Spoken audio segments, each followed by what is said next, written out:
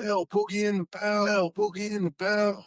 Tell me, who better than us? What is good, everybody? Welcome to a brand new edition of El Boogie and the Bell. I am the Bell, of course, and I'm here with my great host, El Boogie. El Boogie, how we doing today, good brother? Well, fantastic. Right in the middle of this beautiful, beautiful Sunday of football. We've had a good weekend of football overall with college football yesterday, NFL today. So I'm good. I'm ready to get into it, man. Yes, sir. Yes, sir. And before we get into it, man, we've been doing the show for 3 years. There's nothing I enjoy more than going for a run on Sunday, working out, and just getting to be able to relax and watch football. This is my favorite time of year, is fall. So football season definitely helps. I just got back from Detroit and I was tired. I was lagging. I was effed up. But this was a true El Boogie and the Bell type Sunday. Lots of football being watched. A lot of good college football games. Shouts out to Terence, Crawford. Shouts out to Canelo, Alvarez. He had a good fight as well. There was the second fight on that card. Shout out to them. We could even pull their names up if you kind of want to talk about that. And also a really good UFC fight night last night. It was UFC Noche. So amazing weekend of sports. But, we usually here for the football, the basketball, and we throw some fighting in there. So let's get started with this goddamn football. El Boogie. It has been quite the day. It's actually been quite the week, starting all the way from Thursday is exactly where we're going to start. El Boogie, let's run through these games. We got the Packers beating the Commanders pretty handily. That score seems kind of close, but it was very handily if you got a chance to watch the game. How you feeling about the Packers after week 2? Packers look good, man. The Packers look good. They look like a very complete team, one of the younger teams in the NFL right now. What I like the most about them is I feel like that at every single position group, they are a B or better. Honestly, they remind me a lot of the Indiana Pacers last year, where, okay, on paper, they don't look like an amazing team, but when you really look at it, they don't have a lot of weaknesses. They have a star or maybe not a star, but they have solid players everywhere. They have, 4 or 5 receivers who aren't necessarily wide receiver ones, but they're good receivers. Good tight end, solid O-line. Obviously, you have Micah and that pass rush getting after it. Linebacker core, they're just good. They don't have a hole. And they showed it against the Commanders, where they gave Jaden Daniels a very tough time. Offense moved the ball fairly consistently. Jordan Love, no crazy mistakes. They're a good team, and they're going to be hard to beat throughout the season. Absolutely, absolutely. I love, and no offense to the Commanders. No, there was never any offense to the Commanders. What I enjoyed about this game, I was actually in Detroit. We caught this game at a bar. What I liked about the way the Packers have looked so far is, like you said, they look like an absolute complete team. If they're your early Super Bowl prediction team, if there's the team that you expect to win it all, it's not ignorant. It's not crazy. It's not like, oh, you get the early year shadows. It's like, no, I think they really developed this team. I mean, obviously, they made the decision to develop Jordan Love over the course of a long time. His breakout has really started in the past 2 years. Definitely looks like they've developed this roster. As far as there's key positions outside of Jordan Love, I mean, Josh Jacobs, extreme amount of production. That's exactly what you want out of your running back. If I give you 23 rushes and you could get above the 50 to set, let's go a little heavy. If we could get above 75 yards, you had a good game. You are moving the rock, 3.7 average. You want him in the 4.6 for a closer to perfect game, which would be above 100 yards. But yeah, I really like the production they're getting out of the backfield in that sense. Tucker Kraft, shout out to you for having such a great day. 6 catches, 124 yards. It looks like you and Jordan Love had an amazing connection throughout the day. Didn't get to watch this game thoroughly, but I did see the Commanders just having some late game struggles. It seems like they struggled throughout this game. It's all good. Jaden Daniels still looks like Jaden Daniels. He threw 0 interceptions. He had some good drives, of course, towards the end of the game. Austin Eckler, I think, had a pretty brutal injury. We don't know if he's out for the season. He is out for the season. Torn Achilles. Yep, Achilles. Austin Eckler's career is not over. But if it is, he made it past 4 years. He ended up getting that second contract. I do believe technology is where it needs to be for him to come back. And I'm not saying he's about to retire. I'm not saying that this is the end of his career. I'm just saying that in the reality of this sport, we all come to that time where we're like, dang, things have really, really changed. It definitely sucks to see Austin Eckler go out. He's had an amazing career. He's definitely on the decline of his career compared to the 6 touchdown hypes in one game or whatever. I almost dropped the entire camera. I really just kicked it too. That's a blooper for sure. I definitely want to see if Opus picks that up.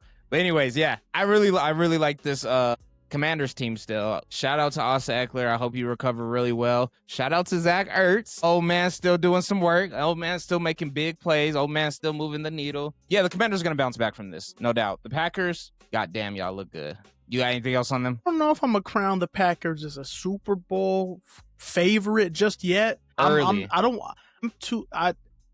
I hate to commit to teams too early, because don't forget, last year, the same thing happened with the New Orleans Saints. They looked amazing in the first 2 weeks. They put up like 45 against Dallas, and we were like, whoa, they're going to do things. I'm not saying the Packers are going to have a fall off like that, but let's get to like week 8 before we start saying, okay, Super Bowl contenders. Playoff contenders, 100%. I do not want to compare this 100%. Packers teams to last year's Saints hype for 2 weeks. With that said, I respect what you're saying. Yeah. 2 weeks, you know? I respect your sentiment. Moving on to the Giants and Cowboys. This was America's game of the week. This was the best game of the week. El.Boogie, I'm ready to talk about this one. I like this game a lot. I really want to know what you took away from this game. The Cowboys beat the Giants 40-37 overtime with not too much time left on the clock. Was it like the last couple seconds? I definitely was within 1 minute of the... It might be like a last play. I think it was very close to the end, yeah. Yeah, like it was literally the end of overtime. It would have been a tie. El.Boogie, how you feeling about this one, man? I know you want to talk Russell Wilson, so we're going to start with the Cowboys and then get to the Giants. So overall, I think, Dak, he didn't have the most efficient game, but it was an okay game. Javonte Williams, he had a couple critical runs. I think he's having a really good resurgence, at least so far to start this year. So happy for him for sure. Yeah, I think overall, I think the Dallas Cowboys, they played a good game. They were down for a bit. Their secondary, I mean, I know you're playing against Malik Neighbors and he's really good, but come on, you have Deron Bland, who just signed a big money contract. You have Trayvon Diggs, who's also on a big money contract. Like that secondary should be a lot better than how they played today. So big hole for them. I think offensively, I think Dallas is okay. Dallas's kicker, Brandon Aubrey. I think he's best kicker in the league. It's not the Broncos. That's my take on Dallas. I'll let you start with Russell Wilson the Giants. I'll let you start with. I'll give you some Dallas. I'll give you some Dallas Cowboy. I think it was really cool to see them win this game. I'm not in love with either of these teams. The Cowboys aren't going to the Super Bowl. We all know this isn't a Super Bowl Giants team. I think that Dallas played a good enough game to win and not go 0-2. Cool. Great. They're not going to win their division. They might slightly miss the playoffs, but they came back next week and they kept it somewhat consistent. I would say more in the second half than the first half of what we saw out of them last week, and they played to win the game. I think Javonte Williams, like you said, had a lot of important runs in this game, and CeeDee Lamb, he cleaned it all up. I don't know if he had any drops. I watched most of this game. If he had 1 or 2 drops, I don't care because he cleaned up all his mistakes from last week, which in turn was a big factor of getting this win. Okay? Now, the bigger story of this game is not the Cowboys winning, but how the New York Giants played. I would want to hear objectively why any out of the 32 teams and all starting quarterbacks, let's say there's 12 quarterbacks better than Russell Wilson. I need somebody to explain to me why Russell Wilson is not the 13th best quarterback in the league. Anything 15 and below needs to be the starter, and there should be no questioning that specific starter. Please help me understand why Russell Wilson's performance today does not grant him for what he's probably consistently going to do for the rest of the season. Based off of last week and this week, not just this week. He's not going to be throwing for 450 again, guys. But him as a performer, does he get more respect after today's game? I mean, listen, I think because again, last week I was on here saying Russell Wilson is not it. They should lean to Jackson Dart sooner rather than later, which I'm still not 100%. I'm still kind of on board with that. But Russell did show, okay, he is not completely washed. Obviously, the deep ball, when he has dependable targets, he can still do that. He can still, we saw it today. He can yank it for big yardage. So the arm is still there. But I think the thing with Russell Wilson is, yes, he still has the talent, and I think on to your point, on Russell Wilson's best day, sure, he can still be a top 12, top fringe, certainly within the top 15 on his best day. On his worst day, he's not great. So I think overall, I think that puts him in somewhere in like the 20s, maybe 2018, somewhere that. And don't give me that face, because don't act like this game really showed that Russell Wilson is it, because he did the same thing for the Steelers, where he had a 400+ yard game and went crazy. We're like, whoa, Russell Wilson's back. And then they flamed out towards the end of the season. Yeah. They flamed out towards the end of the season, and then they disappointed in the playoffs. The difference now is, okay, Russell Wilson can still do that. And I wouldn't be surprised if he has another amazing game or two down the stretch. Yes. They're not going to win football games. He's not going to win you football games. You could objectively argue that today he had an opportunity to win the game in overtime, ball in your hands, 2+ minutes left, drive down the field, get a field goal, you win. And he threw the deep ball, and it was a bad deep ball. It was a bad deep ball. It was a miscommunication. It was a miscommunication more on his part between him and the receiver. We don't know how that play was written. That was a bad. He was in supposed to hit coverage. his left. He had a corner. He had a corner on one side of him and a safety over the top. And Russell Wilson threw it way too deep. And the safety just had an easy whoop. In overtime. It was a left shoulder play, and he threw it to the right shoulder. He was coming back left and then had to adjust himself to go potentially catch this ball, and he ended up turning into a corner. Russell Wilson either didn't know the play, changed the play in the middle. Yes, that's bad. That's tough. He plays Superman football all day. Sometimes Superman's not always right. There's some casualties involved. Now, he turned right. He turned back right, had to turn into the corner. If he would have threw that as a left shoulder pass, it would have been in one of the greatest plays of all time. He got caught up in the moment. He thought that some Superman shit could be had. Who was he throwing to? It was to Malik Neighbors, right? I forget if it was him or maybe Wanderlei. It was one of the two. Okay. This man has 2 receivers. First of all, he has 3 receivers above 50 yards, 2 receivers above 130 yards. Malik Neighbors had 167 yards, right? There's like 5 quarterbacks who are capable of having this game. And when I say capability, is most dual threat quarterbacks aren't even attempting this many passing yards. Hear me out. This is all I'm saying. There are 5 quarterbacks who are So the only reason, The only reason Jalen Hurts can't have this game is because his offense isn't even predicated to doing these type of numbers. Real talk. I'm saying Lamar Jackson cannot have this type of game. Yes, he can. Give Lamar Jackson Malik Neighbors. Give Lamar Jackson the Malik Neighbors. Give him a certified deep threat, and I promise you they'll throw some more friggin' deep posts and go balls and let Malik go get it. I promise. Lamar Jackson can have a 350. We're talking about 450 passing yards. I don't see any reason why Lamar Jackson couldn't have it. My goodness. I exit all the dual threat quarterbacks out. I see this is like a Joe Burrow type game. This is a Patrick Mahomes type game. This is when Lamar Jackson is arguably one of the best passers in the NFL. I get it, but it's like for the way that they designed their offense today, Russell Wilson did everything he possibly could do to put his team in a position to win. If you leave that game saying, well, he threw a pick at the end, you do not understand that we were expecting this game to be 40-17 at best, more like 40-10. It was 40-37. And if your defense would have held up just a little bit better, the energy that the offense was giving you the entire game, there's no reason why the Cowboys should have had so much life at the Giants Stadium. You know what? I'm not gonna say Russell Wilson didn't have a great game. He had a great game. He did. He had a great game. Obviously, look at the stats. Stats say great game. My issue with it is, yes, Russell Wilson is capable of these things. He will have a couple big number games with the deep ball. Sure, he'll do it, but will he win when he needs to win?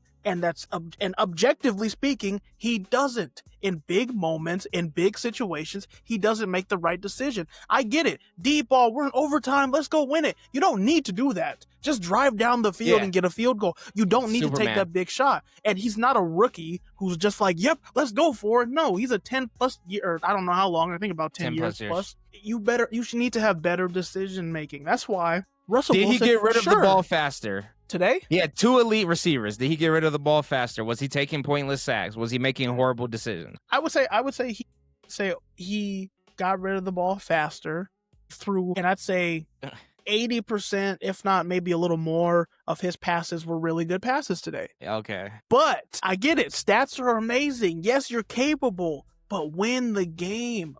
Like people always say it, winning is a stat. Did he Yes, win the it is. game? Did he make the right decisions when he needed to? That critical moment, he did not make the right decision. And it was costly. And a big thing for me is he's not making this $45 million no more. Like, that's out the window. That's not who Russell Wilson is. He is your best option if you are not a win now team. He is your best option if you're trying to develop a quarterback. He is your best option if you want somebody to show up on Sunday and be like, damn, Russ is really out there doing horrible. Or it's like, damn, that looks like vintage Russ. This isn't really a vintage Russ for me, even though he did show a flash of this last year. But what I will say is he is a starting quarterback in the NFL. So you could hate him. You could talk stuff about him. We could dislike things when things are bad. At what point did this become a Super Bowl contending team? Let me answer that question. Never. They never were. Going into the season, nobody was like, damn, the Giants are going to win their division or at least make the playoffs.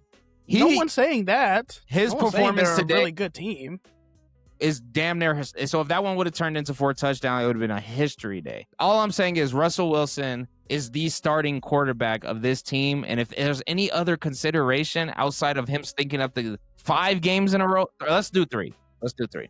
Let's do 3. 3 games in a row, then I'm like, but there's no way that when you got to understand. What is the goal when you have somebody out on the field or when you have somebody continue to be the starter for the rest of the season? What Russell Wilson's doing right now is exactly what any quarterback, specifically Jackson Dart, should be looking like. Damn, I cannot wait to throw to Malik Neighbors. Or if it's somebody who comes in and take Jackson Dart's position, it's like, damn, next year or the year after, as they develop this team, they're going to be a problem. Russell Wilson's doing his goddamn job. He's the starter. That interception absolutely doesn't matter when you ask somebody to play Superman football with a medium average team. Shout out to Cam Scatterbo. I don't want to get off of Russ, but shout out to Cam because he was playing. Cam had some good moments. Cam had some really good moments. He's a football player's football player. He's not good enough to be in the NFL, but god damn it, all his grit, hard work, and dedication, he's looking like the starting running back.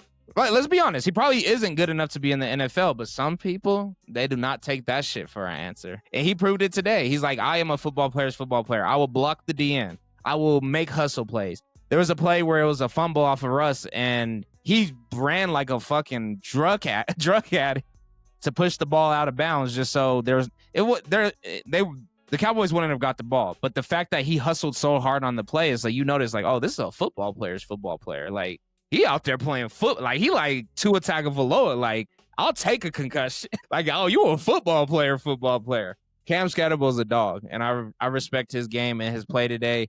And he might never do anything too extraordinary on the stat line, but he will know. His presence will be known. Like, his presence will be known while he spends time in this league. So shout out to him. Do you want to finish out with anything? My bad. I kind of moved on from Mr. Russell. Oh, I mean, the game didn't go how I thought it was going to go, but it was the outcome I expected. Cowboys won. Shout out Russ, man. And he gets to go home to Sierra tonight. Like, come on, dog. I mean, he's really winning. He lives in New York. Regard. He's really winning in that regard, for sure.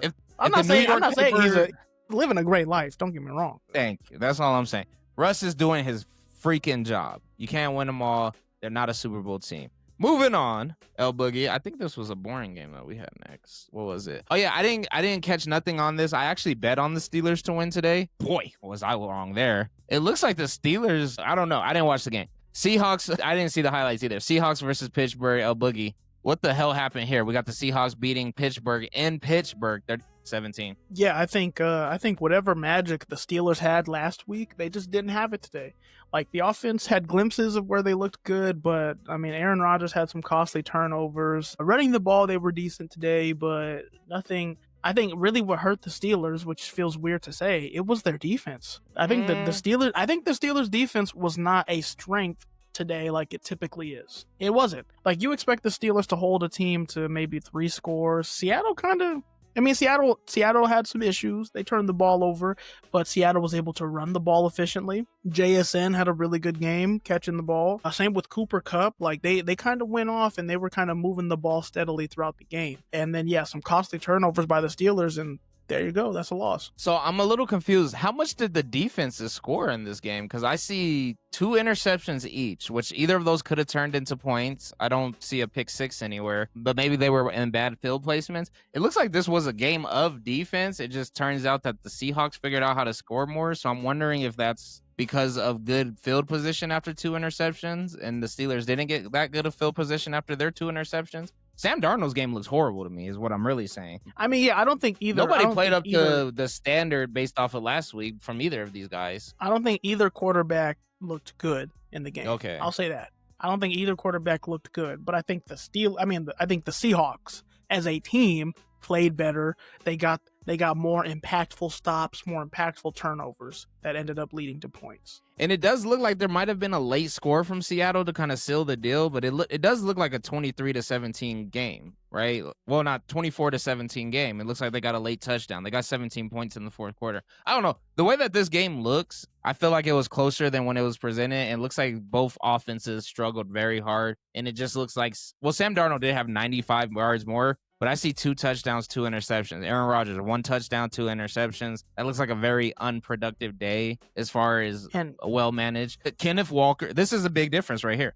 Kenneth Walker III, 13 carries, 105 yards, 1 touchdown. Jaylen Warren, 14 carries, 48 yards, no touchdown. So if they did get a little extra help. Warren was also their leading receiver today. So there probably was a lot of like check downs, maybe a screen or two. So Aaron wasn't connecting with his receivers like he did last week. Yeah, it was a loss. That's what it looks like. This game looks like it's just a tough loss.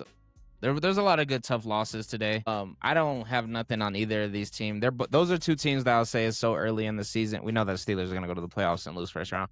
But these 2 teams is super early in the season where we don't know what's next. All right, moving on to the Rams and the Titans. El.boogie. I heard we had some good news about Mr. Cameron Ward. Los Angeles is looking to start the season a little tough, huh? How we feel about this game? I mean, coming into the season, LA looked to have a good season. They have a really good team. And if Matthew Stafford is healthy, there's nothing really holding them back.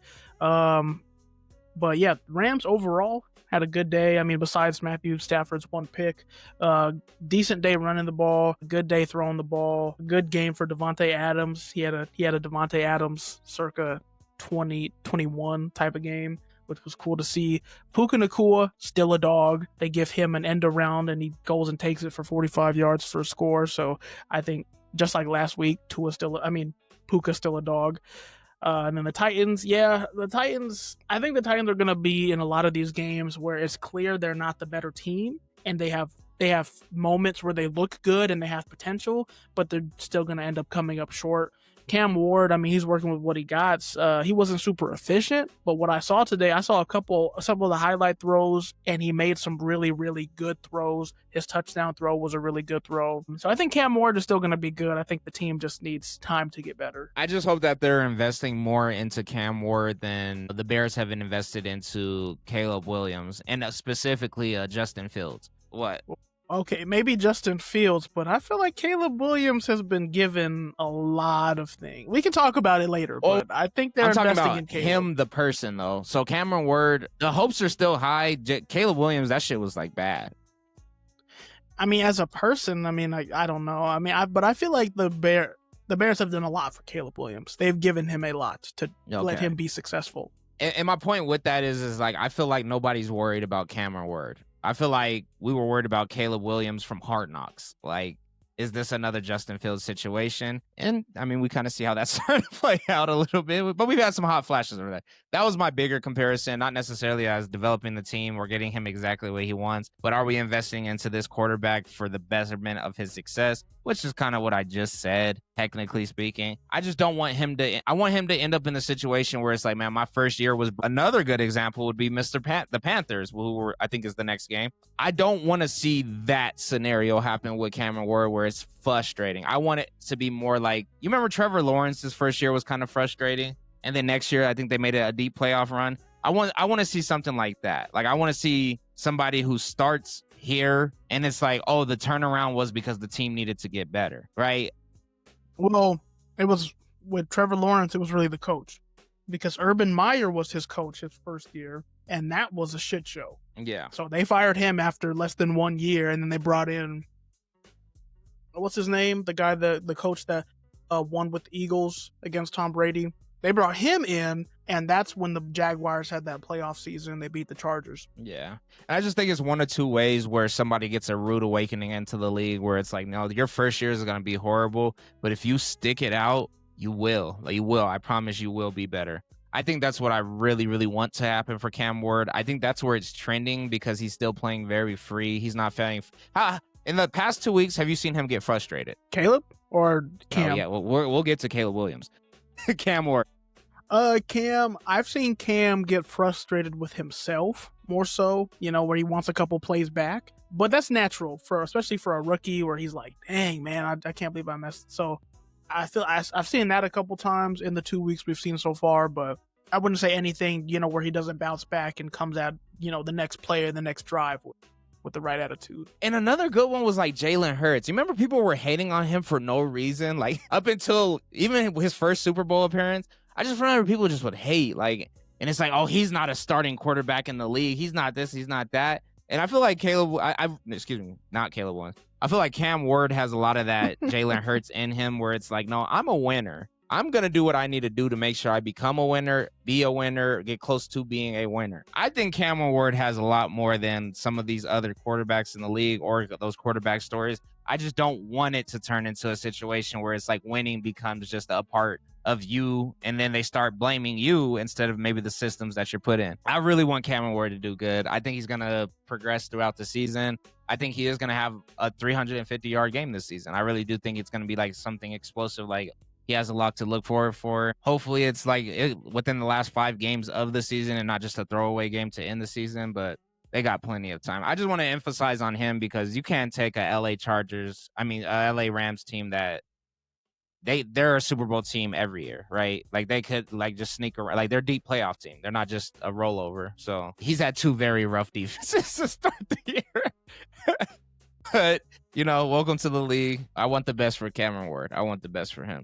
All right. Actually, we're moving on to the Bills and Jets. This is a quick one. How do you feel about this one? I'm going straight to Justin Fields stats because I am curious. Well, Justin Fields unfortunately got hurt in the game. Copy. So he got hurt. He exited. Before he got hurt, he wasn't really having a good game. That showing he led last week. This was not it. He was inefficient. He was running the ball. He had, a couple runs that were good, but he didn't look that great. And yeah, he ended up going out with the injury. Tyrod ends up finishing the game. So not much for the Jets. The Bills, Josh Allen didn't even really have an amazing game. The real story on the Bills is James Cook. He held out in the off season trying to get a contract. The Bills ended up paying him. I think today he showed, hey, I'm worth this money. I'm worth this, $12+ million a year. So he had himself a day. Happy for him. But yeah, the Bills are just a better team. Now that boy was on fire. That's fire. I like that a lot. I just clicked on it. I like this game a lot. Tyrod Taylor was their backup quarterback. He did decent. He's a backup. What was Justin Fields' injury? Good question. It may have been a concussion. Damn. Yeah, the game looked horrible. 3 for 11, 27 yards, 5 of 40 for 49 yards. You're not the running back, you're the quarterback. Yeah, I hope he comes back healthy. Maybe he was having an off day and he should. I mean, a concussion is 2 weeks max, so he'll be back. Okay, yeah, that's cool. The Bills are they're a Super Bowl contending team, so Josh Allen is not gonna be perfect every single game. It looks like he did what they needed him to do today. James Cook, whoever has him on fantasy, shout out to them. Looks like they were the winners of the day, actually. Yeah, not too much on this one. Bills 2-0. New York Jets 0-2. Sounds about right. All righty, moving on to the Patriots and the Dolphins. El.boogie. This is another team I also decided to bet on today, and I was wrong. I thought Miami was going to come back and actually be like, no, we're not going to be this horrible team. We're not going to be a team that goes 0-2. You gave me a different perspective before we started the show. I don't like seeing 0-2 for this team, but give me your thoughts. I did not see highlights on this one. I mean, overall, I think the Dolphins, they definitely looked better today compared to what we saw week 1. They looked better. Tua did have some good throws. He actually connected with Tyreek Hill a good amount. Devon Achane had a great game. Yeah, their offense looked more capable. And honestly, down the stretch, they had an opportunity to go win. I think that the thing that hurts them is that in critical moments, Tua makes bad decisions. He takes sacks or they don't give him adequate protection. And he had one costly pick at the end of the game that just kind of sealed it. So, but they were in position. They have the ball, 2-3 minutes left in the game, drive down the field, go score, you win. And they just couldn't do it. You can tell just looking at them that, especially looking at Tyreek Hill on the sideline, like I think Tua overthrowed him. He was so open and Tua just missed him like badly. And Tyreek just walked off the field. He was like, I can't do it, man. So you can tell they're not on the same page. Yeah, they need to get, as a team, they probably need to come together. But yeah, that's how they lost this game. I don't think the Patriots had a solid game, but the Patriots didn't do anything crazy to where the Dolphins were just out of it. What brief shout out to the Patriots. You guys have a good game. Nothing to talk about. I don't know what your guys' ceiling is yet. You guys are a developing team. We'll see. What is the ceiling for the Dolphins this year? The ceiling, I mean, I don't think they're a playoff team. I think their ceiling is going to be, especially in the AFC, they're not a playoff team. I think the ceiling for the Dolphins is 7 wins. That is their ceiling. All right, I would love for my ceiling for them is beginning their reboot. If your goal is to get the last 2 to 3 years out of the best possible career you're gonna get out of probably Tua, with your team, let's say your team. I don't know if Tua goes somewhere else and is a starter or if he's a backup quarterback. If this is his last time starting and he's good enough to be a good, getting closer to elite quarterback, which I don't see elite in his future, I would like them to start over. I would like them to get rid of Tyreek Hill's contract. I would like them to free up as much as they can. Use the rest of this year to just get him good reps, maybe invest a lot into offensive line or your current offensive line. Develop them for whatever the best possible 2 years they could have after this year. They just need to get rid of Tyreek Hill. Like, if there's a shadow over them, their coaches on the chopping block, just because of freshness. I don't know. I don't think he's a bad coach. I just think he's been dealt some bad hands in Florida, and it sucks, but I don't care that much that he's made it this far, and he's been one of the cooler coaches and cooler teams. They're just on the downtrend of that, and they've had a lot of scary shit happen in 3 years. I think just a couple things being fresh. Don't get rid of Tua. I can't think of too many people who are playing the position better than Tua, but I can't think of too many people playing the position better. He's 14 out of 32. I beg to differ on that one, buddy. He's 14 out of 32. Wait, there's a lot of young quarterbacks in this league right now. When you factor in to how he's performing and how much of the salary cap he's taking up, hell no. But he's not going nowhere though. They're not going to drop him. Are you dropping him? You're getting rid of Tyreek Hill, but are you dropping Tua? If the way the season is going, I think the head coach is gone before the season ends. Yes. And then in the off season, they're going to look at Tua and be like, I think what's going to keep him on the team is the dead cap situation. That would happen if they cut him. But he gets this year and probably next year. And after that, you just might have to eat that. You just might have to eat that dead cap and move on. Start now. Get rid of Tyreek Hill. Get ready for draft capital. Get ready for your future, maybe your quarterback of the future. I don't think you should do quarterback of the future this year or next year. Just start now. Start now. The ceiling for this team is to get the best Tua Tagovailoa. And if there's any dark cloud being Tyreek Hill, which isn't necessarily a bad thing, Tyreek Hill, it's okay for a man to be like, I don't want to be here. I don't like this position. Yes, this is what I wanted at one point, but it's no longer what I want. You should be intentional with your career, and I think he is being intentional with his career. He's still showing up to work on Sunday, obviously. It just, there seems like there's a dark cloud in the locker room. Let's start dispersing it. After we disperse it, guess what? We can move forward. Get rid of the man, please. You get rid of whoever's killing salary, rebuild, protect Tua, start working on whatever you want the future to be. That coach is on the chopping block for me. No offense to the Patriots. I hope you guys are a great 8-9 team. Moving on to the Jaguars versus the Bengals. El.boogie. Damn, I need to stop saying this as a sports analyst. I didn't get too much for this one. I'm not shocked by the results of it, but it looks like it was a hell of a game. How you feel about this one? Hell of a game, I think. What it really came down to is even before, because Joe Burrow went down with an injury, and I think what it came down to was, I want to try to fix my camera. The Jaguars defense played good in spots. I think Trevor Lawrence had a very Trevor Lawrence game where, yes, he had some good moments, but he made some bad overthrows, bad touchdowns. Travis Hunter could have had his first NFL touchdown today. Travis Hunter was wide open, and Trevor Lawrence just sails it like really bad. So I don't know. I have a lot of questions about Trevor Lawrence. Joe Burrow goes down with a toe injury, and they put in the backup. The backup just does just enough to get the win for the team. So yeah, the Bengals just kind of barely squeezed this one out. I think the Jaguars kind of shot themselves in the foot. But I mean, hey, Bengals 2-0 start for the first time since 2017, so good for you guys. When did Joe Burrow get out the game? I think it was the end of the first half. Wow. Yeah, that doesn't But he look didn't good. he didn't necessarily look good before he got hurt. And it was a bad toe injury? They just listed it as a toe. I'm sure they'll get a full complete diagnosis at some point in the next couple days, but yeah, they're calling it a toe injury. I don't like them losing Joe so early in the season.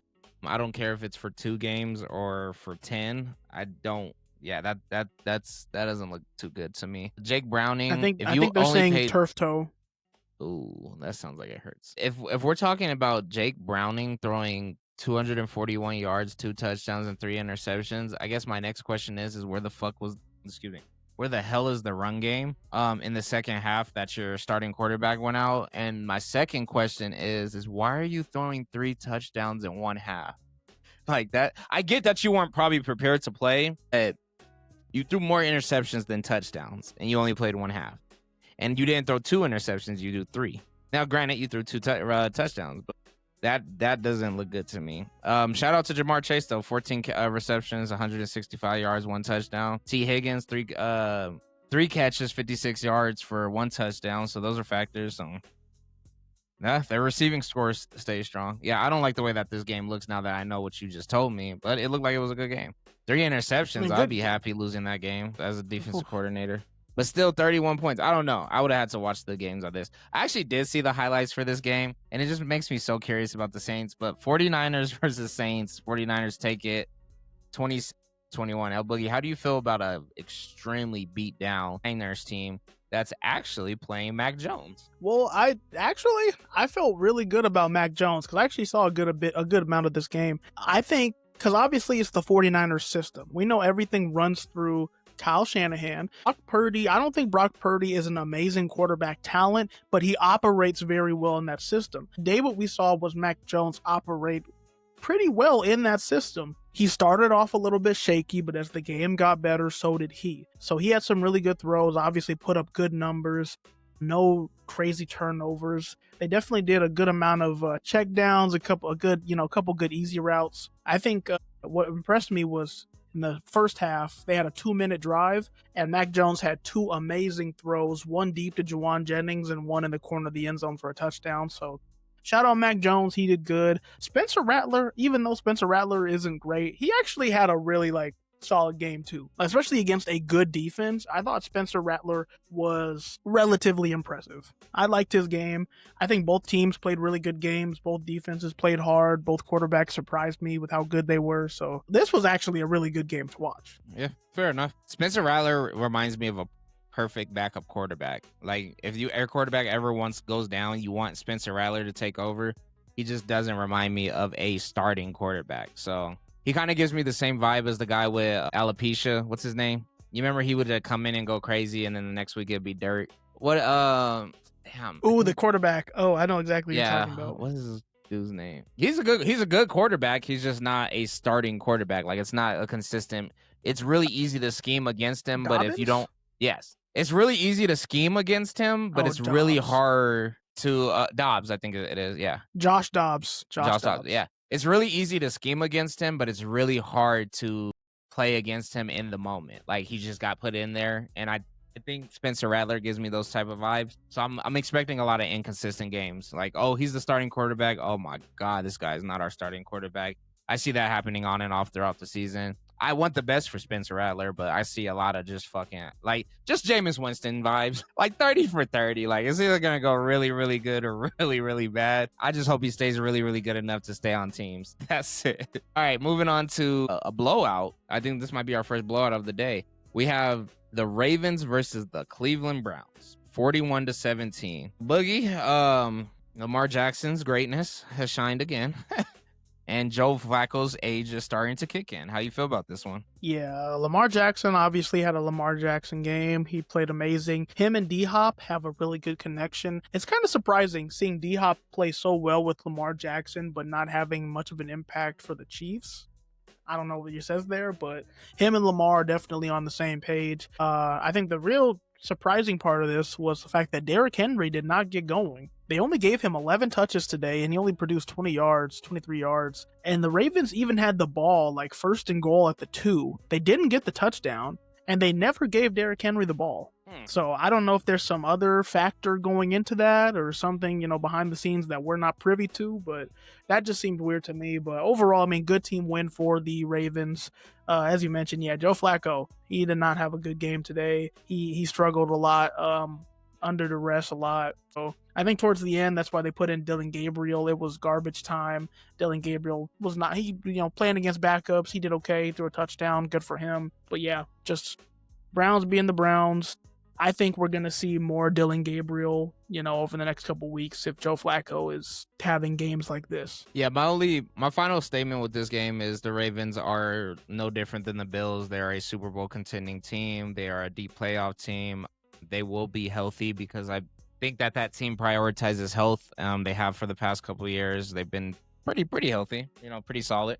The Browns, yeah, I want Dylan Gabriel to go to 1 only if Shador goes to 2. That will get us closer to seeing what we all want, which is Dylan Gabriel being the starting quarterback and Shador Sanders having an opportunity if anything happens to Dylan Gabriel. I don't want Dylan Gabriel to get benched. I think he got drafted in the 3rd round and was given the opportunity to be a backup to see if he could prove he could be a starting quarterback in the league or have an opportunity to start. Shador got done very dirty, but I'm much more interested knowing that if Dylan Gabriel goes down, quarterback from Oregon, has an opportunity to be a starter and develop as an NFL quarterback. Shador Sanders, somebody who got done pretty dirty and is still looking for his opportunity. That's much more entertaining of a storyline than watching Joe Flacco play average football in his 40s. Now, if Joe Flacco has an Aaron Rodgers week 1 game, cool. I'm not that interested in watching Joe Flacco just being an average quarterback. That's how people feel about Russell Wilson. And I think we should give Joe Flacco the same credit, where it's like there are 23-year-olds who are ready to play football, 24, 25. Why is this 41-year-old man playing football? It's not that big of a storyline. Super Bowl is like 12 years ago, bro. Anyways, moving on. We're kind of getting through them pretty quick. We're at 46. Running through a couple of these games before we get to the Broncos. Our second blowout of the day is going to be the Lions versus the Bears. Belt to ass. We actually might end up going a little long on this one. I like this one right here. El.boogie, how you feel about the Lions coming back strong after a tough week 1? Yeah, I mean, I know after week 1, people were, throwing poo-poo at the Lions, which rightfully so. They lost against a good Packers team, and I wasn't convinced. I think the Lions are going to still be a good team. There's still way too much talent on that roster that's still very well put together. They're going to be a good team. I think they're still going to be a playoff team. They're just not going to be as dominant as we've seen them be the last 2 seasons. But yeah, they came out and they played their best football. Offense was firing on all cylinders. Amon-Ra St. Brown, great game. J-Mo, great game. Their 2 running backs, great games. Yeah, you couldn't really stop them. And yeah, the Lions defense played really, really well. I think the thing with the Bears is they struggle a lot with penalties on offense. A lot of false starts, a lot of dumb penalties. Like one lineman got called for a chop block that was just unnecessary. You could tell the head coach is frustrated with all the mental mistakes. Caleb Williams was okay. Like, he had sparks where he looked good, other sparks where he didn't. Him and Rome Odunze had a really good connection. I think Odunze, their 1st round pick from last year, I think he's going to have a great season. But yeah, no, they just don't look like a complete team. The Bears, they don't look like they're ready to really win. Yeah, Caleb Williams has 6 games. I give him 6. If we don't have some superstar games, I think it'll start getting closer to a Justin Fields thing. You're already 0-2. I don't want to see a 2-4 Bears team. I want to see a 3-3 Bears team. I think that's kind of my first half of the season. Or I guess if we want to do first half of the season, I don't want to see a 3-4 Bears. Wait, what is the first half? 2-4. Yeah, I don't want to see a 2-4 Bears team. No, I'm getting my numbers so wrong. I don't want to see a 3-5 Bears team. That's what I'm saying. First half of the season. I do not want to see a 3-5 Bears team. I do not. There is a lot of talent on this team. Is it the quarterback play, the end all be all? No, because they got blown out by 52 points or they got 52 put up on them. I'm just not that interested. I'm not losing interest in Caleb Williams' Bears team. I'm just losing interest in the idea that this is going to turn around at some point. With that being said, very early in the season, they're going to develop. They're going to have different competition. We're going to see how they do against some AFC teams and then the rest of the NFC. I don't know. I'm over them. On the flip side, I love to see Detroit win. I'm an investor in Detroit. I love Detroit. I love Jared Goff being the gunslinger he is. When Jared Goff is throwing the ball, he's having a good game, whether it's 2 touchdowns, 3 interceptions, or it's 5 touchdowns for 334 yards. That's what he does best. He is the better version of the Jameis Winston scenario where it's going to be really, really good or really, really bad. The difference is you have a winning coach behind you that will do anything to win. If you throw 3 interceptions in a row, he is still going to ride, no diddy, behind your back. And like, he is absolutely going to make sure he puts you in the best position to win. So I expect the Lions to have 5 touchdown games all the time. 3 touchdowns, 2 interceptions, 2 touchdowns, 3 interceptions. And I still expect them to be a team that could pull out great wins. Do I think they took a step back? Absolutely, compared to the roster, coaching staff, who they lost. Shit, they might have lost a couple water boys, but the Lions are still a good goddamn team. They just have a lot of teams that are being really, really great inside their division, let alone the NFC. Yeah. Let's do, where are my guys at? El.boogie. Here comes our heartbreaker, and then we'll probably blast through. The Broncos versus the Indianapolis Colts. El.boogie, it looks like the Broncos lost on the very last play of the game, which they technically won this football game, and they actually lost it due to a very, very silly play. I guess you can't touch the center, which has been a rule for a while. You had people jumping over the center to block the pass, so they have to do something about it. Do I think changing that rule should have ended up in this? Hell no. But more importantly, El.boogie, how you feel about this game overall? Oh, man, this was a heartbreaker. I mean, you could see, watching it throughout the game, you could see this was 2 good teams, or 2 at least solid teams going at each other. They felt very evenly matched throughout the whole game. I was really happy with Bo Nix through the first 3 quarters. I felt like he made the right decisions. He made the right throws. It was that last interception when they're, really like 20, 30 yards away from scoring, and he throws that costly interception. That was a pivotal moment to where you could have put yourself up 12 points with about 8 minutes left in the game. That would have made a big difference. I think really another thing that I noticed was our defense wasn't really able. We pressured Daniel Jones a little bit, but we didn't really get to the quarterback a ton. Our secondary kind of got gouged. Daniel Jones was going after Pat Surtain a good amount, and Pat Surtain was, he kind of looked like he was out of sorts today. I know he dealt with a minor ankle injury. He had to exit and get taped up. So hopefully he'll still be healthy and be able to bounce back. But yeah, I mean, but overall, they had a chance to win the game, and they make a crucial mental mistake to touch the center on that field goal. That was very disappointing, especially because that last drive, the defense did such a good job of making that field goal difficult. Not giving up a first down, not giving up big chunk plays, crashing on the run when it mattered. They did so good to the end where they should have won the game, and they just didn't. But shout out to the Colts. Shout out to Daniel Jones. 2 weeks in a row, Daniel Jones has very efficient, clean games. I think he and Shane Steichen are working really well together. And I think they are a contending team. What hurts me about this is I think this is going to have playoff implications down the road when we start talking about wild card spots and what team is higher than this team. This game mattered, and it's a tough loss. Yeah, I don't want the Broncos to be focused on nothing besides their division. The Colts are focused on their division, and they're focused on the wild card. The Broncos need to be focused on their division. So I'm not worried about this loss, but these losses do affect that division title. Like it really does when you look back and say, dang, we were 1 play away from winning our division. When it's a 10-5 Chiefs team and a 10-5 Broncos team, you're going to remember stuff like this, right?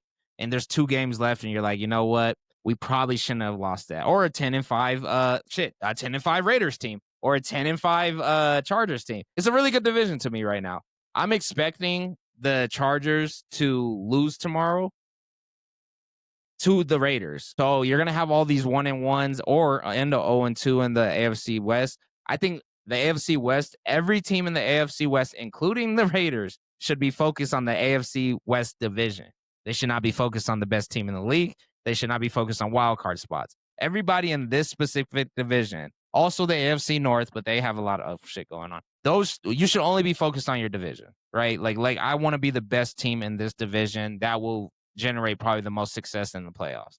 The Broncos, this one could come back to bite you in that race. If you focus on wild card this early, that means that you guys are a solid team like the Colts. You guys aren't really a deep playoff team. I think the Broncos need to start thinking about deep playoff runs, and you can't lose games like this to mental mistakes. But if you are as good as I believe you can be, then this game means nothing. The Broncos could still be a 13-14. No problem. They could be.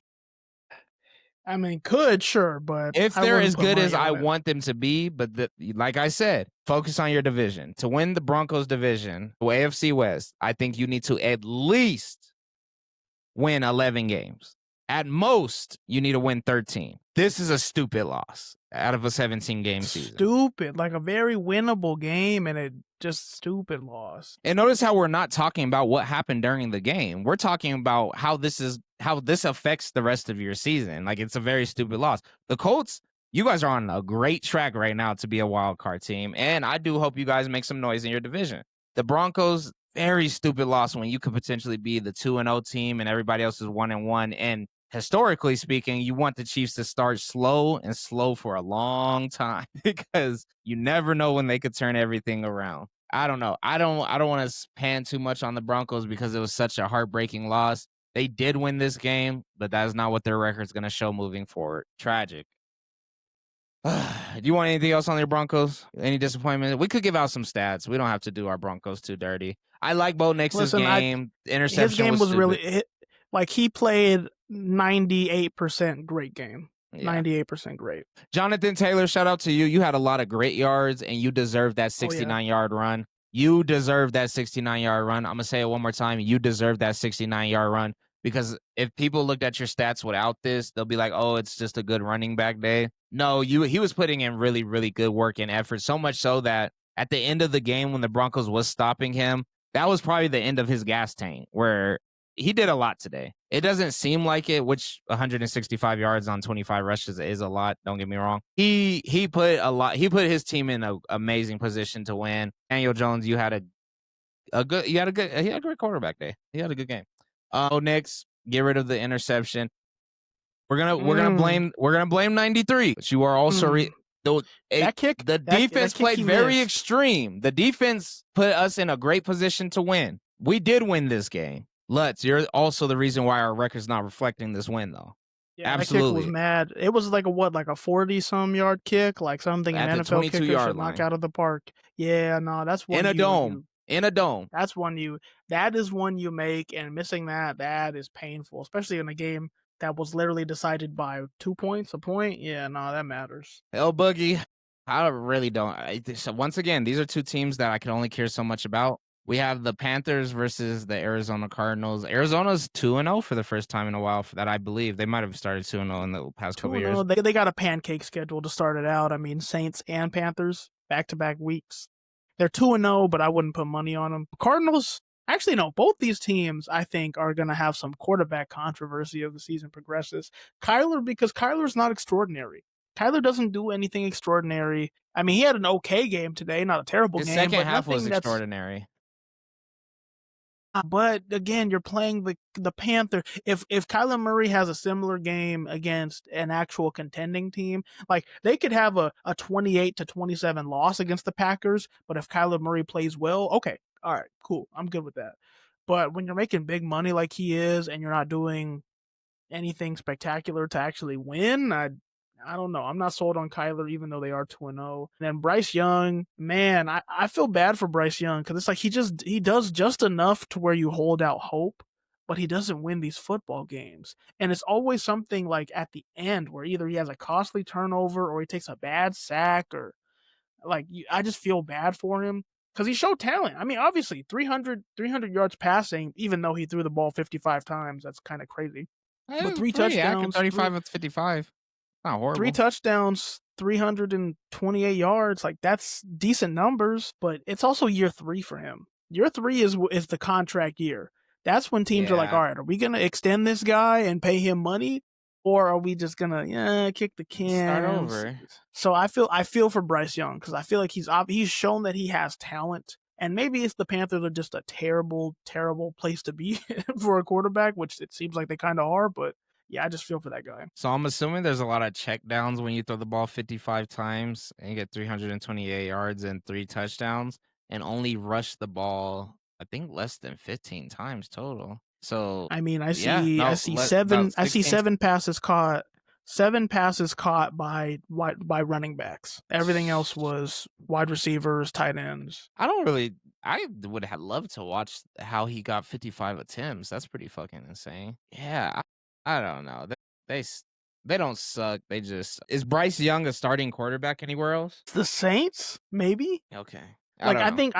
I think he can go on a lot of bad teams and compete for the starting quarterback position. Is Kyle Murray a starting quarterback anywhere else? Uh, They built Man, this I system don't. for him, and he's running it cool to be nice. Yeah, I don't know Kyle about Murray had the Kyler. system built for him. Remember, you can't just get plugged in everywhere. Obviously, Russell Wilson has proved that. You can't just get plugged into a lot of people's systems and be successful. And I think Russell Wilson's like literally the defining character. And what's the cool part about saying that about Russell Wilson? They're all pretty short quarterbacks. Like they're all relatively, actually, probably in history, some of the shortest quarterbacks. So when you're building systems for these specific guys, all 3 of them, and Russ is a Super Bowl champion. We're not gonna say Russ is comparable to Kyle Murray and Bryce Young, but I don't know. I hate the look for. I hate the. This is a bad look. That's a bad look. Both teams, that's a bad look. And it was funny. The Cardinals really didn't do nothing wrong. They won the football game. They're 2-0. Just catching strays right now. Just don't. I'm not feeling Kyle Murray and the Cardinals this year. They should be a first round exit team. I don't see them being a playoff team. El.Boogie, we had a Super Bowl rematch. We had the Eagles versus the Kansas City Chiefs. Amazing game. I think this game wasn't as close as people would like it to believe. There was like a little bit of a push by the Chiefs at the end. For the most part, I think Philadelphia was always in control and kind of has their card. I don't know if they're going to have it moving forward. They only have so many opportunities to play each other. Hopefully, they might play each other in another Super Bowl. How you feel about this game today? I mean, this game, honestly, I just feel bad for Patrick Mahomes because honestly, Patrick Mahomes has to be Superman. That's what we've seen in these first 2 weeks. Patrick Mahomes has to be Superman because just speaking objectively, the Chiefs aren't, at least on offense, the Chiefs aren't good enough around him. Their running game has not been impactful whatsoever. Their receiving core is bare bones and injured. I mean, and then also you're missing Rashee Rice. Like he threw a touchdown to Tyquan Thornton. Do you know who that is? Exactly. It's not good for the Chiefs on offense. So Mahomes puts himself in these situations where he has to carry the team. He was the leading rusher today by over 30 yards. But I think when you put so much on him, that leads to him throwing an interception in the red zone, just like he did today. And I'm sure that's a throw that was probably the most impactful play of this game. Looking at how close it was, you're on the way to score points, and your quarterback throws a pick. So I don't know. The Chiefs. I think the Chiefs are going to need to take some time to build this roster, build the talent back up again. But yeah, they don't seem like the same Super Bowl contender. I'm not saying they're going to be a bad team. I'm not saying they're not going to win games, but they don't seem like they're contenders. And then on the Eagles, I mean, Jalen Hurts wasn't amazing. I think that the Chiefs defense did give them a little bit of trouble today. But again, better team. The Eagles defense, I like the Eagles defense more, certainly on paper. And yeah, I think they just put too much on Mahomes. Yeah, I think the Eagles just had one of those slow, good pace games to win the football game, not to just do spontaneous stuff like they did to start the season last week. They just had a slow pace game. Jalen Hurts only had 100 passing yards. You know what I mean? Still doesn't look like they got A.J. Brown as productive as they wanted. I'm glad that he got more touches. I want to know how many attempts he had total out of that 5 catches. Devontae Smith had a very crucial catch. I forgot at what point in the game, but it was a crucial ass catch. Oh no, it was the lob downfield. Yeah, he had a crucial ass catch. That would have been a passing touchdown for Jalen Hurts. Yeah, I mean, I'm glad this wasn't the Super Bowl. It wouldn't have been the most entertaining Super Bowl, but it had a kind of a finish to it. Even though the finish was like very managed as well. Like, I don't know. It was just a slow paced game between two good teams and teams that have players that will do anything to win. Nothing too big here. It wasn't as entertaining as I would want it to be, even though I did start off by saying like it's a good game. It was a good game. It was a good gritty football game. Kansas City loses their home opener. They lost week 1. I damn sure don't want to see a 2-4 Kansas City teams because they might have some money. They're Shit, gonna I mean, get rid of some shit. I do. I want Yeah, to I see was a like, 2-4 Kansas City Chiefs well, yeah, team. I That's what do I in the want to see. grand scheme, but it's not the most entertaining thing. All right, El.boogie, I don't know, for some reason, JJ McCarthy is having a slow start to tonight's game, but we are currently at the end of the first quarter, and we have a 6-0 game, Atlanta Falcons versus Minnesota. How do you predict this one finishing out? This seems very similar to last week, where the Vikings on offense started off the game kind of struggling and gotten more of a rhythm as the game went on. Atlanta's defense has been playing them tough, has been giving them a lot of trouble getting to JJ. But but Atlanta's offense, I think that's really what's notable here. Is so far they've been able to drive down the field.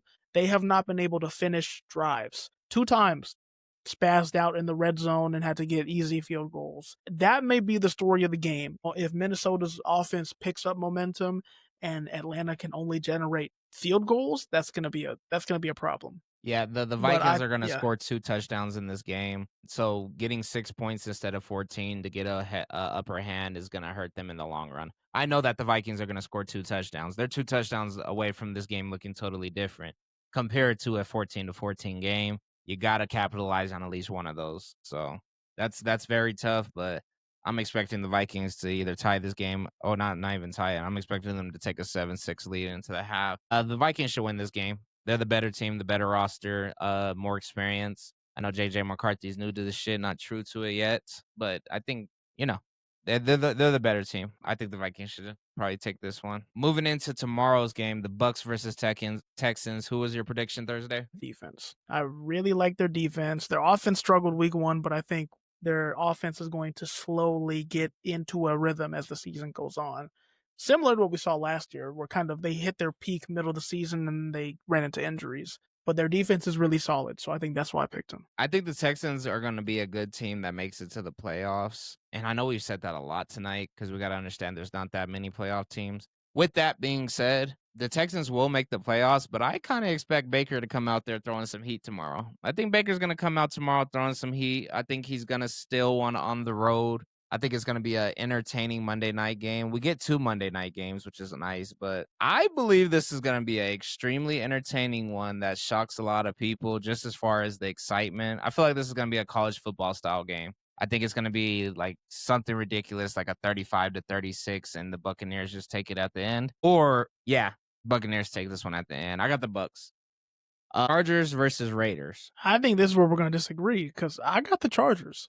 Yeah. Honestly, they played a very complete game against Kansas City last week. Justin Herbert, I think, has emerged as a passer and also as a runner. So I like them. I like their running back duo. I think their wide receiving core is actually starting to grow up a little bit too. You have Lad McConkey, who had a great season last year, and Quentin Johnston, who caught the ball crazy. So I think the Chargers are going to look really good. The Raiders, I'm just not a believer in their offense. I'm just not. Geno can be efficient sometimes, but I think he's going to be a high yardage, one touchdown, 1 interception guy. I think that's just what Geno is. I think Geno actually pulls it off tomorrow simply because they're home. It's a divisional game. I think it's going to be good primetime football. I think it's going to even be better played than probably tonight's Sunday night game. I think they're going to end the week great. I think this is going to be a great ending to the NFL Week 2. The Chargers right now look like the best team in the AFC West. The Broncos would have if they would have won today, but I think that the Chargers lose the same way the Raiders did today. I believe the Chargers are going to lose the same way the Broncos did today. I think it's going to be some like freak situation. I think it's going to be a down the stretch, divisional, gritty game, 28-27, like final score. Some way, somehow the Raiders pull through. Geno has probably one of the better games he's going to have this year. Do I think they're an 8-9 team? I think they're a 7-10 team. I just think this is one of the wins that they pull off to carry some momentum moving forward. I do think that they start their season 2-0. Like I believe the Raiders start the season 2-0. The Chargers start 1-1, even though the Chargers and my book are going to be way ahead this season, and I believe the Broncos will be ahead of these Raiders and these Chiefs. So I'm expecting the Raiders to do something on a Monday night. Am I wrong? I don't know, but they are home. Neither of these teams are true home teams, whether it's in San Diego or in Vegas, just to the recent switches. I do think the Raiders pull through in Vegas tomorrow. All right, we'll see, man. Absolutely. El.boogie. We'll keep it short. We'll keep it quick. Let's talk a little bit about college football. What game stood out to you based off of the stat sheet? I don't know how many you got to check out. Yeah, I didn't get to see a ton of college football, but what stood out to me just looking at it is what the hell is going on with Clemson? Like, Clemson, you come into this season looking to be like a top 8 team, win the ACC. You lose a tough one to LSU. Okay, fine, I'll give you a mulligan on that. And you lose to Georgia Tech. And now I'm just questioning, all right, is Clemson bad? And is Georgia Tech good? Actually, really, is Georgia Tech a good football team? And I think you just hit the question on the button. Is like, when are we just going to give Georgia Tech respect? Like, when are we going to sit here and understand that Georgia Tech could probably beat a top 10 team? Now, Georgia Tech had a very close game with a CU team that's not really panning out. And Clemson also did almost get exposed last week until they finally proved that they probably are a top 25 team. Clemson was just scary. And I think teams like Georgia Tech are always going to be able to push through and be like, we can beat anybody, but unfortunately, sometimes we're going to end up 9-3. And, just because that's the way it ends up happening. I really want Georgia Tech to beat Georgia to end the season. Based off of this current Georgia Tech team, they should be undefeated for the rest of their season. I don't see anybody to like truly beat them. Let me check their schedule just to be safe. But this Georgia Tech team could be Georgia at the end of the season. I really believe that on football. But Whoa, that's a crazy statement. Georgia Tech, do you remember what happened with Georgia Tech and Georgia last year? 8 overtimes? Like, come on now. Is that crazy? Or is Georgia Tech one of those teams that goes 9-3, but they literally could win the national championship? They just so happen to lose some of the best games because they play the best competition. Yeah, I don't see them losing to any team for the rest of the season. We got Temple, Wake Forest, Virginia Tech, Duke, Syracuse, NC State, Boston College, Pittsburgh, Georgia. I think they're going to stay pretty healthy throughout this season. I think they have 2 big-time wins. Colorado's not a big-time win, but face value on what we want to see in the playoffs, you want to see people do it on the big stage primetime television. I don't see them having a primetime game for the rest of the season until guess who? Georgia. If Georgia helps them get to number 16, I would love to see Georgia Tech 1 versus 16 and Georgia Tech 16. Georgia Tech's not losing a game for the rest of the season. Now, if they slip up and lose to Duke, then hey, I sound crazy. Georgia Tech should win every game for the rest of the season. Georgia versus Georgia Tech will be literally a playoff game. And I see a team in the past 2 years, or last year and this year, who could beat anybody. Unfortunately, they can lose to the best of the best. I want this Georgia Tech team to make the playoffs. So I'm not big on Clemson. Clemson almost got exposed last week to who? To Troy. They almost got exposed by Troy. And then, what is it? A tough loss to LSU. So Georgia Tech beat this team. LSU beat this team 17-10. Georgia Tech beat this team 24-21. I don't think Georgia Tech could beat LSU, but I damn sure think Georgia Tech can compete. The only problem is they don't get to compete to that level, that caliber of competition until the last game of the season now. So Georgia Tech, do yourself a favor, play hard, play good. You have a chance to make the playoffs this year. Do I think you're beating Oregon? But I would love to see Georgia Tech play them in the first round. So shout out to Georgia Tech. I think they're one of those teams. They are honestly one of those teams to me. Anybody else stand out to you? I think that was the big one. I just had a bunch of question marks there. So, everything else kind of went as expected. My biggest question mark was going to be that Tennessee game. Like Tennessee, you had a golden opportunity to solidify being a top 16 team. Tennessee probably has still a horrible schedule coming up. So Tennessee, they could easily lose to like a Mississippi State. They have Alabama in 4 weeks, which is something we're definitely going to be watching. Oklahoma, I didn't know Oklahoma was ranked so high this year. You could probably still lose to a Florida or a Vanderbilt. I don't know. Tennessee fumbled the bag, if you ask me. Tennessee won this football game. They had literally like a walk-in 40-yard field goal, much like the Broncos, and he misses it. That same kicker comes out for overtime and makes it. Too bad you guys only scored a field goal in overtime and you lose by a touchdown. 120% unacceptable. I hated the way that game finished out. I think Tennessee probably fumbled the rest of their season due to that. They're just looking like a bowl team just because I don't believe that they're going to go too perfect in this SEC division. It's too tough. I see plenty of teams that they could lose to, and they got currently ranked teams. They have 3 currently ranked teams to still play this season. Fumbled the bag. Bad. If you got anything else, I just wanted to throw that one out there. I don't really see anybody who got too close to losing. Who did Ohio State play? Ohio State beat up like Ohio, I think. Okay. I mean, Notre Dame, coming off a natty, you expect Notre Dame to come off strong and be a good team. And now they've lost 2 games, and now it's like, okay, will Notre Dame make the playoff this year? No, and that's okay because I believe, and that was his first year coaching. What's their coach's name? No, I think like 2 or 3. Okay. I think he gave it his all last year, and I think this is just a reset from that season. He gave it his all last year. I wish he would have got the championship if this was in the future. How was Florida State's week? But anyways, with Notre Dame, I generally feel really, really bad. But on the flip side, I think he's just having a reset year, a step back year. They just didn't come back as strong. I believe they probably had a huge unloading of talent from last year. Yeah, it's just going to be a reset year. Notre Dame is one of those teams where they pick their schedule so perfectly, and they always give themselves tough competition throughout. They just weren't ready for it this early. What are they, like 1-2? 0-2. Yeah, like they're not even on week 3 of college football like everybody else. That's like what independent does for you. Like you started a week later than everyone else. 0-2. There's teams that are literally 1-2 and just literally have played more games than you. Like there's no championship game for Notre Dame or anything. I just think it's going to be a reset year for them. It is what it is. I wanted to say one more thing. Oh, yeah. All right, man. Just to close out the show. You didn't get a chance to watch the Terence Crawford fight? All right, Nope, cool. not really. Just wanted to highlight it a little bit, man. Terence Crawford, I have him down as one of the best fighters I've ever seen fight. I think he got Mayweather completely out of there. Mayweather. I think he got Mayweather beat as far as being a fighter.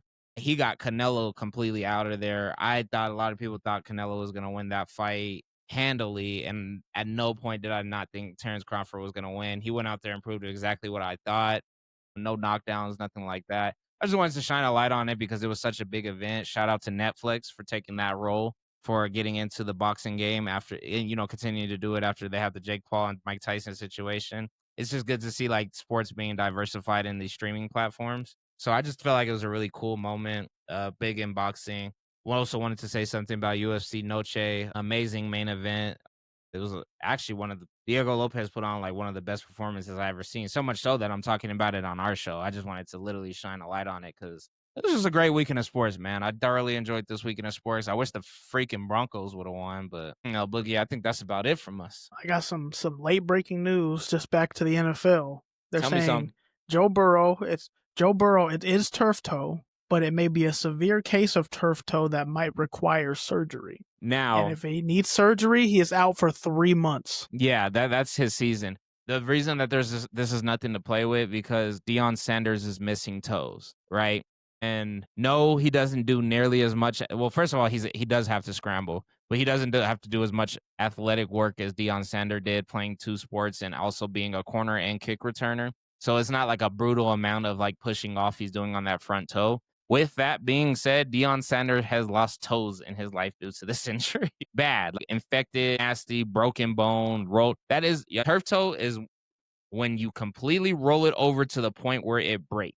Nasty ass injury. Very hard to push off on your foot without your toes. You play on your toes in football. Quarterbacks know when they do their 3-step drawback. Punishing loss for the Bengals. Honestly, it takes them out of the AFC North for me. We saw how bad they were last year. Yes, they made improvements to their defense. The Bengals aren't a contender without Joe Burrow. They're just a team with really good receivers and a hopefully okay defense this year, if not bad defense. Heartbreaking. Tough break for Cincinnati, man. Hopefully it's not as severe as they're saying, but that's the early prediction is that's going to be a grade 3 turf toe. Is it ruined their season? Oh yeah, it looks bad. It's over with.